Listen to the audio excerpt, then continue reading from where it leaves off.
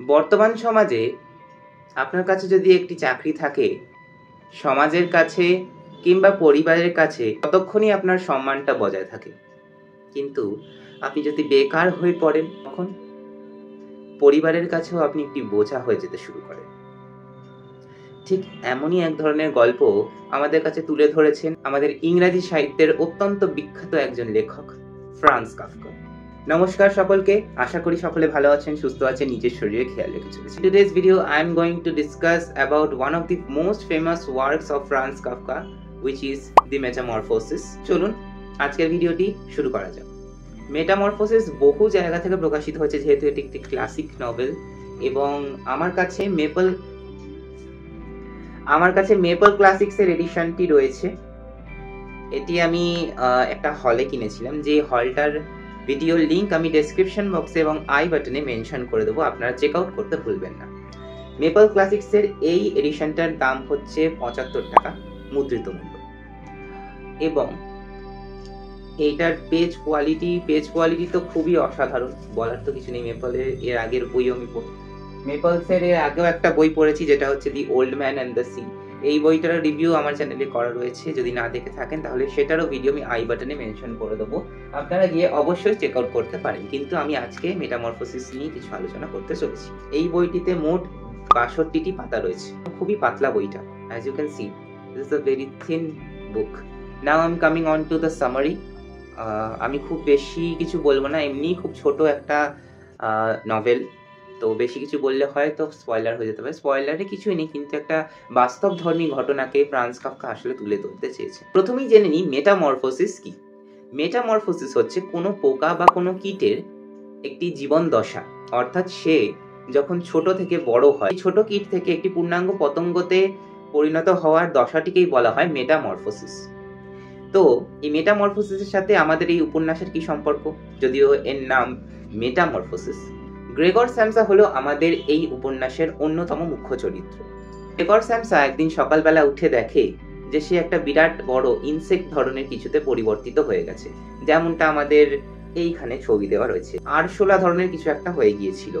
তো গ্রেগর তার ফ্যামিলি চালানোর জন্য একাই টাকা ইনকাম করত, কিন্তু সে তো এখন একটা ইনসেক্টে পরিণত হয়েছে, তাহলে এখন তার ফ্যামিলিকে চালাবে?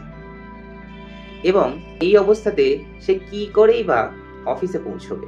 এই রকম অবস্থায় তার মনে বিভিন্ন রকমের চিন্তা আসে, এবং তার মধ্যে সাময়িক কিছু পরিবর্তনও ঘটে। যেমন দুধ, ব্রেড যা তার প্রিয় খাদ্য ছিল, সে তা খেতে পারে না।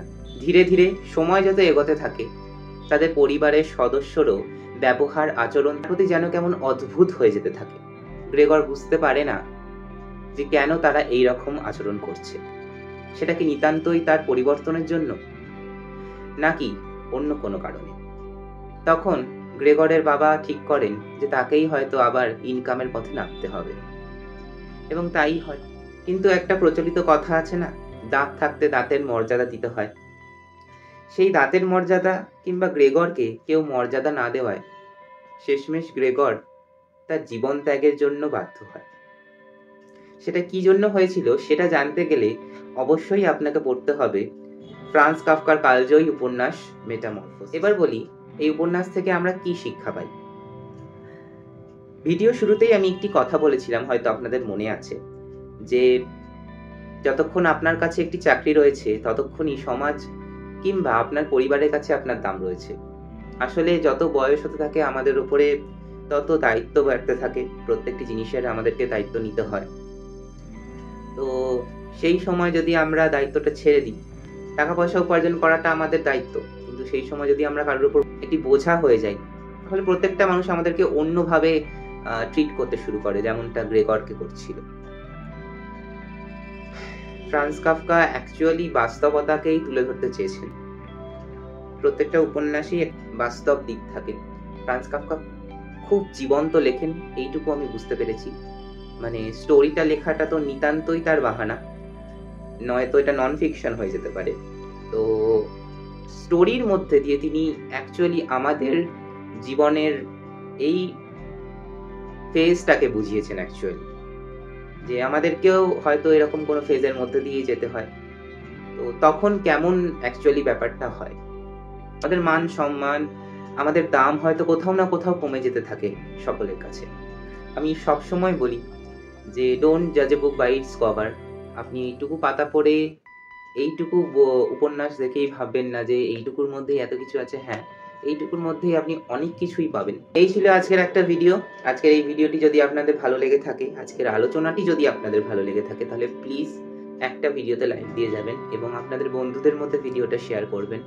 এবং আরও এরকম ধরনের বইয়ের রিভিউ দেখার জন্য আমার চ্যানেলটাকে অবশ্যই সাবস্ক্রাইব করবেন। ততদিন ভালো থাকবেন, সুস্থ থাকবেন, নিজের শরীরের খেয়াল রাখবেন এবং আরও বই পড়তে থাকবেন।